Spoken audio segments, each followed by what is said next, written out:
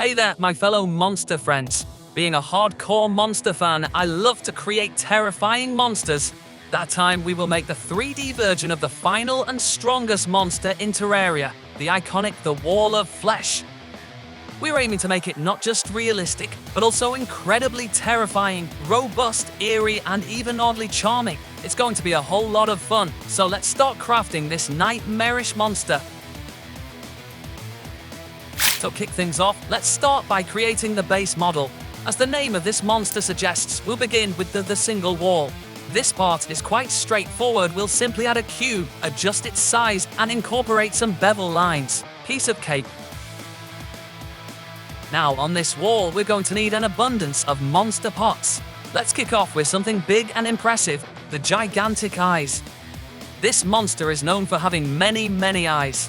Due to that, our first step is to design a basic eye and its socket. Afterward, we'll scatter them across the wall in a random fashion, varying their in size, position, and spacing between. Hold on a sec. It's too many eyes, toning it down a bit. Now, let's chat about those mouths on the wall. We're going for many different kinds of monster mouths to give the impression that numerous monsters are confined within this wall. First mouth, we have a rather spooky choice, a human-like mouth with a creepy twist. Flat teeth and gums that resemble those of a regular human, but with a smile that's downright unsettling. This is what I'm looking for. Moving on to mouth number 2, we're diving into classic monster territory. This mouth will feature the iconic monster jaw, a head shape that's distinctly monstrous, and an abundance of sharp, pointy teeth. These teeth are incredibly powerful, capable of shredding anything that is unfortunate enough to be trapped inside their grasp. For our third mouth, we're focusing on the inner mouth. This one doesn't have the outer lips and skin. Instead, it's all about the gums and extremely large, flat teeth. If the second mouth is for meat, I want the third mouth to be for rock and stone. Variety is the key to this wall. In addition to the mouths and teeth, I was thinking about adding some saliva to make it more realistic and dynamic. This addition plays into the concept of those hungry heads and their aggressive behavior towards their food. Done. Let's get these mouths onto the wall, and we will approach it in a manner that is both random and somewhat naturally structured. Second thought, I think this wall is too short. Our wall might need a bit more enhancement to truly impress. I will double the length and put the number of monster pots and again set it on the wall in a somewhat logical position. Now let's talk about the critical step. This one is a must to seamlessly meld these monster pots into the wall. This involves some sculpting to make it appear as though they're merging together. We'll be adding holes, creating fusions, and incorporating lots of small details through some smaller drawings. The mission is to make them look like they are one creature.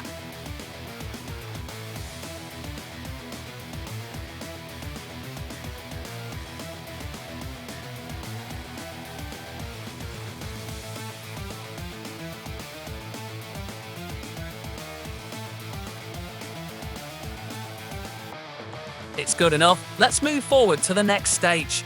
I want to introduce the concept of roots or veins that extend beneath the wall. To be honest, I'm not entirely sure what these are, but I envision them as a way to fill in empty spaces and lend a more organic look to the wall.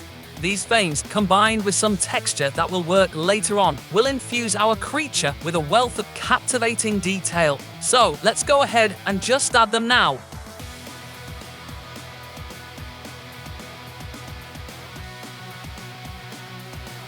Taking a closer look at the original design, I've noticed these peculiar blob-like formations that seem to cover the entire surface of the wall.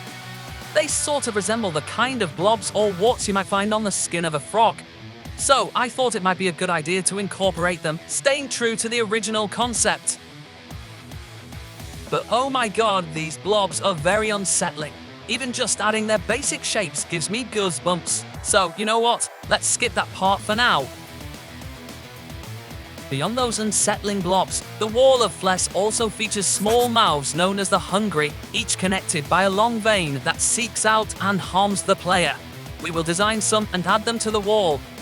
These mouths have pointy teeth and circular heads, reminiscent of Venus flytraps. To make them even more menacing, we'll add sharp thorns along their elongated bodies. Furthermore, we'll edit the end of each vein to create the illusion that they're individual entities attached to the wall, ready to pull away if they become more aggressive.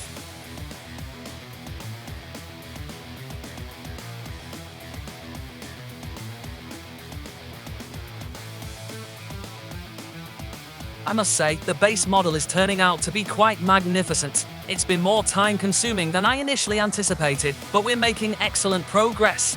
Now, let's transition to the next stage of this exciting project. As we progress to the next stage, it is time to discuss texturing and coloring. This is where we'll bring the wall to life by adding color and texture, essentially creating the skin of our monstrous wall. It's an important step that will give the most depth and character.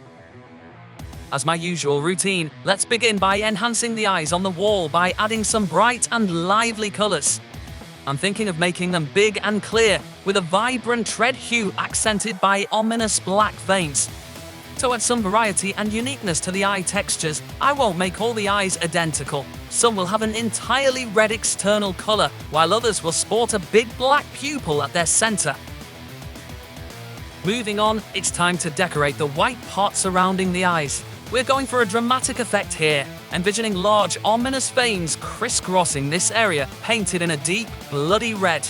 To really drive home the point that these are no ordinary eyes, we'll scatter blood stains throughout. This should give this monstrous wall that distinct, bloodthirsty character that we're aiming for. With the eyes beautifully done, it's time to move on to the best and most exciting thing. Right single quote, the meat part of Wall of Flesh. This part is absolutely crucial, and I've taken great care in selecting just the right textures and colors to make it shine. After much consideration, I settled on a vivid shade of bright red, adorned with approximately 30% of white modeling. This combination, along with intricate details and vertical lines underneath, should give us the perfect meat texture for the main body that I want.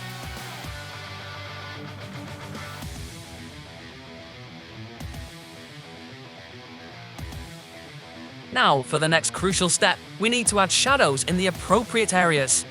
This is a vital part of making our creature appear truly three-dimensional, rather than just a series of 2D images wrapped around the body. It's a key element that will help bring our wall to a realistic setting. Take some time, but definitely worth it.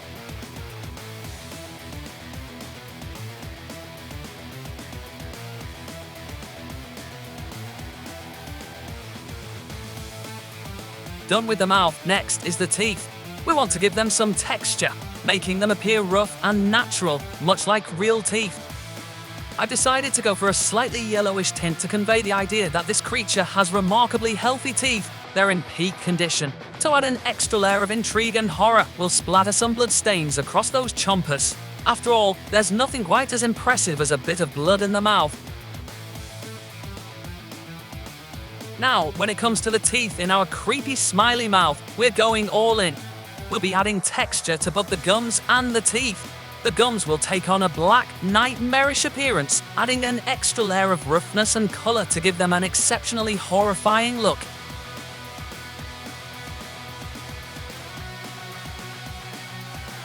And last but not least, I want holes all over these flat teeth. They'll look as if they haven't been taken care of properly and contain various flaws. Similar to the unsettling teeth you might see on cigarette warning labels, combining that creepy smile with teeth that have been ugly and infected.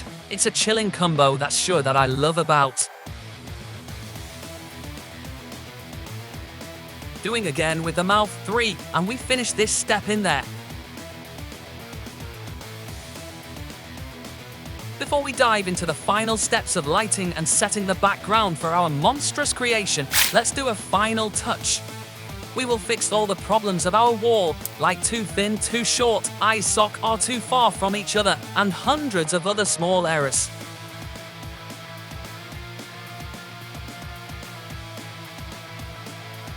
Oh, I also want all the eyes to focus on one point, creating the impression that they're all locked onto the players, setting the stage for an epic battle about to unfold.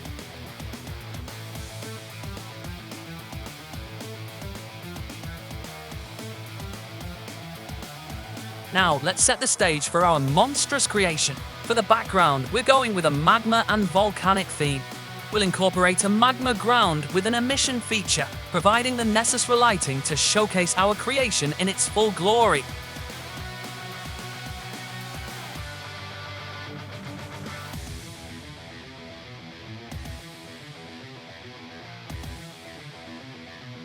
Next, to infuse an epic battle atmosphere into the scene, we'll introduce the player character. We'll go with this knight model. Thanks a lot for your excellent work, Solly, it is an amazing work. To better fit the theme, we'll swap out the character's sword for a giant pickaxe and carefully craft a natural pose. Placing our knight on a rock, we've achieved a scene that's nothing short of perfection.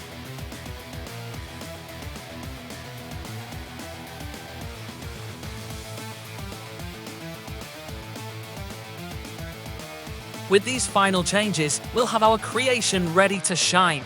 Now, let's see how it all turns out.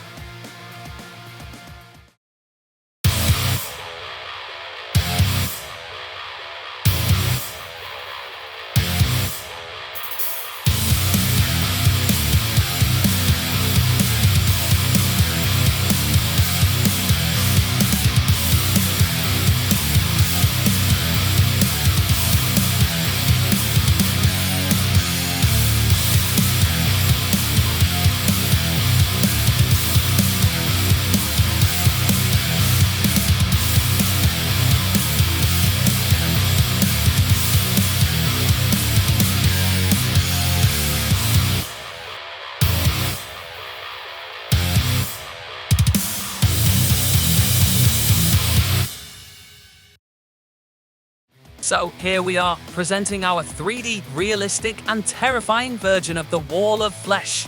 I hope you've enjoyed this creation as much as I have. If you found this video interesting, don't forget to like, subscribe and hit that notification bell for more nightmarish creations. And of course, let me know in the comments which beloved character you'd like to see get a monstrous makeover next. Until next time, stay horrified.